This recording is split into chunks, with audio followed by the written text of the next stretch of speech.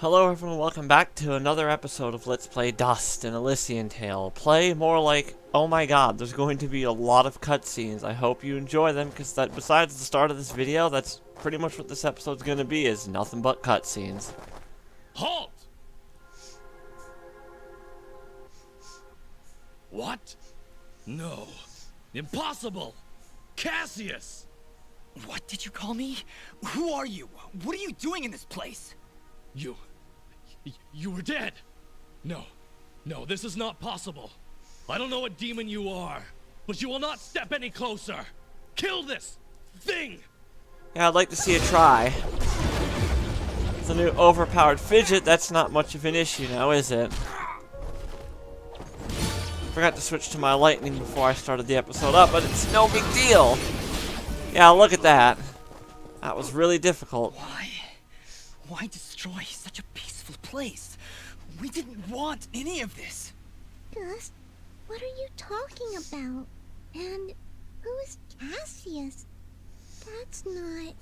It's not my name. I'd remember it. I'd know it when I heard it.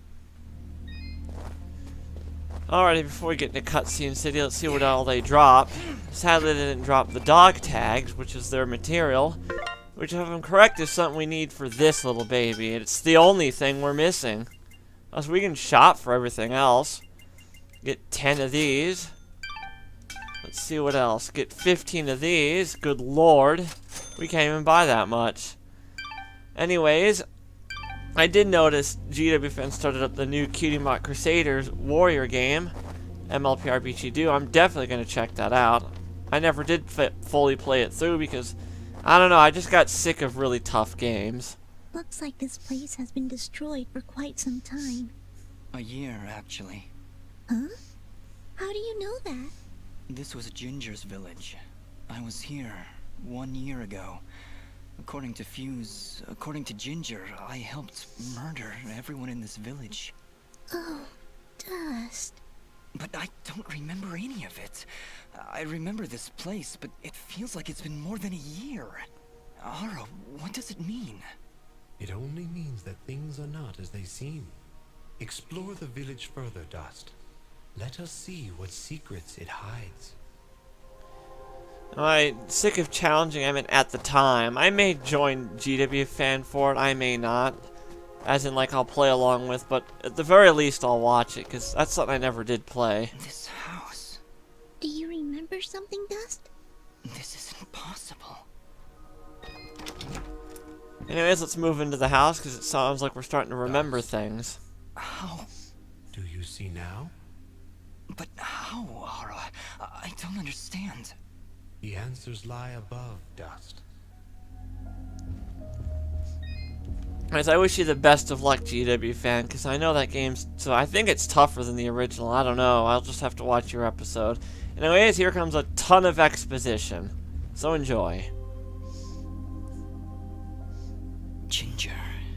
She was sleeping right here. On the night I came to say goodbye. But I hesitated. I didn't want to wake her. Didn't want her to worry about me. She couldn't know what I was about to do. Dust, what are you saying?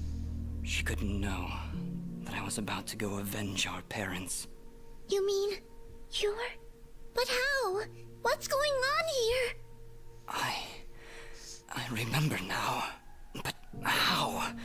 How can I have helped destroy this village, but be a victim of that same act?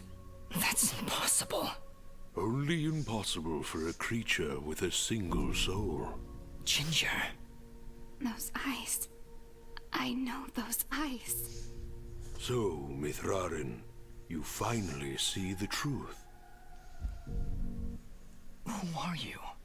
I am Elder Grey Eyes, leader of the Moonblood people. Well, what's left of them, that is. What did you mean just then? That I can finally see the truth? What do you know about me? His eyes, Elder. They're Jin's eyes. They do look remarkably similar to your brother's, yes. That is because his soul lives on within Dust. What? However, to suit our needs, we required 2 souls. The soul of innocence is a noble thing, but without skill, without power, dust would have been struck down just as easily as your brother was on that fated day. No. So we combined your brother's soul with that of his murderer, the royal assassin known as Cassius. They perished at the same time, forever entwined. Never before had I heard of such an event.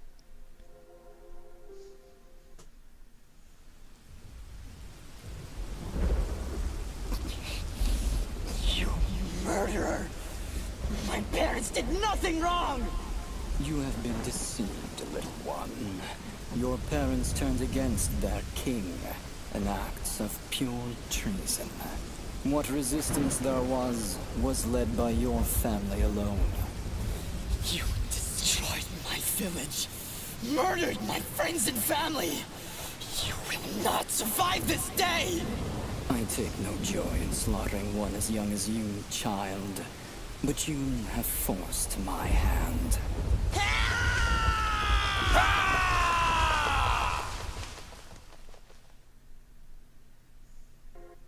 A grave injustice was done that day. Cassius murdered a defenseless Jinn, but his pride and arrogance proved to be his undoing. But how? How can this thing be my brother? It's not possible. I couldn't even remember you when we met. You are Jinn, yes, but you are also Cassius. Two souls, forever at odds. One of innocence, one of power. Together you form the one we call Mithrarin, he who is born of the dust. I never knew what happened. Jin just disappeared one night. I had always hoped he would turn up alive someday. That he would come back. But could you really be him? Ginger, I don't know. I don't know. Now, Dust, I imagine you have many questions. Please, do not hesitate to ask them. Who, or I guess, what am I? You are what my people call Sen Mithrarin, he who is born of the dust, created from the essence of the life thread itself. You see, my people have been on the verge of extinction for a great many years. General Gaius planned to eradicate us once and for all, and while our warriors are proud and strong, what chance would we have against such a powerful foe? To defeat General Gaius and save our people, we would need a warrior capable of standing against an entire army. This warrior would also need to be pure of heart, incorruptible. So that's why you picked Cassius and Jin. Just like you said, opposites. Exactly. Cassius is one of the greatest warriors this world has ever seen, and Jin's purity of heart would help guide our warrior to save our kind. From their fallen souls, you were born. Born to save us. To save this world. Why did I only remember now? I didn't even recognize Ginger when I met her. You may possess the souls of two separate beings, but your body and mind are your own. You were created to save this world, so we felt giving you memories of either soul would simply distract you from the task at hand. I had no idea who I was, what my purpose was. You say that, but in all cases you did exactly what we intended you to do. You saved complete strangers outside of Aurora Village. You stopped our wayward brother Fuse from destroying all that we sought to save. You saved Mudpot and brought the waters of life back into this land. You purged a demonic rage from this land and even helped two old souls find peace once more. You may not have known your purpose, but that did not stop you from fulfilling it. And now I'm here. Yes, now you are here, and we can finish this fight once and for all. Who was Fuse? He said he was a Moonblood, but he looks nothing like you. Fuse. He was once a fine warrior, and a close friend of Ginger's family. He would help transport goods between this village and our camp. After the village was destroyed, I guess he lost his mind. He was horribly disfigured after the attack. The only way he could survive was in a special suit of magical armor that I helped to construct. He demanded we attack General Gaius right away, but I would not hear any of it. He would have killed us all in the name of vengeance. We would not have stood a chance. When I refused to send our warriors into battle, he called me a coward and vowed that he would destroy Gaius with or without my help. I fear the very armor we made to save his life had corrupted his mind and body beyond repair. Poor guy. If only we could have gone through to him somehow. No, you're right to kill him. If he had remained alive, there's no telling what damage he could have done. Ginger is right. Fuse was beyond saving. For all our sakes, I hope the same is not true of the world he sought to protect. How does the Blade of Ara fit into all this? What is it exactly? It is one of the 5 blades of Elysium, ancient weapons forged when our kind were many, and the way of the flameless light was commonplace. Wait. What the heck is the way of the flameless light? A path we Moonbloods continue to follow. It is a way of living, a way of thought, that allows us to make use of a power both old and great. Magic without magic. I am so confused. Surely, as Nimbat's Sword Guardian, you've studied the ancient doctrines. You must know, in the event that the sword is summoned by its rightful owner, you are obligated to follow. I may have skipped over that chapter? You haven't answered my question. The Blades of Elysium were created to guide their sword-bearers, Dust. I was summoned to your side to ensure a balance was maintained between the souls within you. Ah, my old friend. It is good to hear your voice once more. It has been a long time, Master. Wait just a second. How can you possibly know each other? My clan's been keeping the sword hidden for over 200 years. Master Grey Eyes has lived for a very long time, Fidget. Longer than any of you. So you were sent to keep an eye on me? To help you reach your true potential. Nothing more. I have no more questions. What now? You must join us in the Moonblood camp to the north in the Everdawn Basin. That isn't anywhere near the Everdawn volcanoes, is it? They are one and the same, yes? Well, that's fantastic. Volcanoes? Indeed. What a better place to hide than in the most volatile land in all the kingdom? Oh, I know. How about a peaceful meadow? Or a quiet forest? Or someplace that doesn't explode every 10 minutes? Dust, your friend seems awfully tense. No, I'm fine. Come on, let's go to the Blowy Up Mountains. Really, I'm serious. Fidget, you need to have more faith in me. I'll have faith in you when you have faith in yourself. How about it, huh? Who are you? Really? You see? You still haven't figured it out yet. Lizard guy tells you right to your face, and you still don't know. Fidget, please calm down. You mustn't test your friend like this. I just... If I'm gonna follow you to the literal end of this world, I need to know who I'm following. And why. I understand, Fidget. You're right. I can't ask you to follow me. But I can. Fidget, you have stood by Dust's side for this entire journey. You have watched him save this world. How can you continue to doubt? I just don't get it. It doesn't matter who he thinks he is. He's Dust. That's who he is. That's who I know. Fidget, please. I can't do this without you. Can you repeat that? I said I can't do this without you. I'm sorry. Nobody's ever said that to me before. And it won't be the last time, I assure you.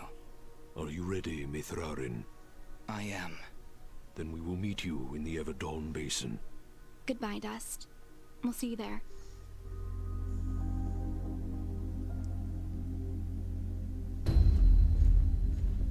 Wow. That's pretty much the biggest exposition dump in this entire game. I know me and BW, what? Me and GW fan don't mind, we kinda like it, but oh, look at that, another one. General Gaius? What news, Commander? I did not want to believe it, but Cassius is working with the Moonbloods. He has turned against us. That will be for me to decide. Our paths will cross at the Moonblood camp. Of that I am certain. I will speak with him personally. Is that wise? Our victory is all but assured, Commander. We outnumber them 10 to 1. We possess superior technology. And we have the element of surprise. But why welcome this rogue element? He has already slain your own soldiers. What more proof do you need that he is a traitor to our cause? Cassius is hardly a rogue element, Commander. The Moonbloods have corrupted his mind, forced him to commit these acts against us. Once I can speak with him, once he remembers who he really is, I'm certain he will return to us. But... Yes, sir. As you wish. Cassius, my own friend, so long as you draw breath, I will do what I can to save your broken mind. I promise. Yeah, I can't even talk for more than 5 seconds. Joking aside, this is it. This is the final area in the game. So let's head on in.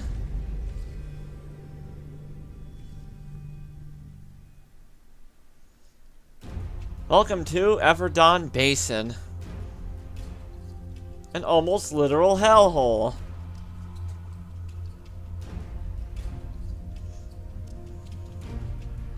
But we're starting the Moonblood camp portion of it, obviously. Let's go talk to the dude. Oh. Halt! Who goes? Oh, it's you. Apologies, Mithrar. Please, enter. Let's go talk to the dude one last time, and then we'll end this episode. Alright there, Elder, what's up? We welcome your presence, Sen Mithrarin. Preparations for war are nearly complete. Surely you have more soldiers than this. General Gaius is nothing if not thorough. His forces have exterminated most Moonbloods from this land. We are all that's left. How do you expect to win with so few soldiers? We cannot. That's why we created Sen Mithrarin. You, Dust, will turn the tide. Well, no pressure or anything. Yeah. Does General Gaius know of this place? I fear he does now. What? How? One of our own has been keeping an eye on you since your travels began. A merchant, Sereth. Aha!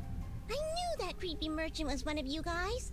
How did a Moonblood operate so freely in the wildlands? He is a smart businessman. Deals in all the right places. Gaius' soldiers turned their gaze from him in exchange for free goods.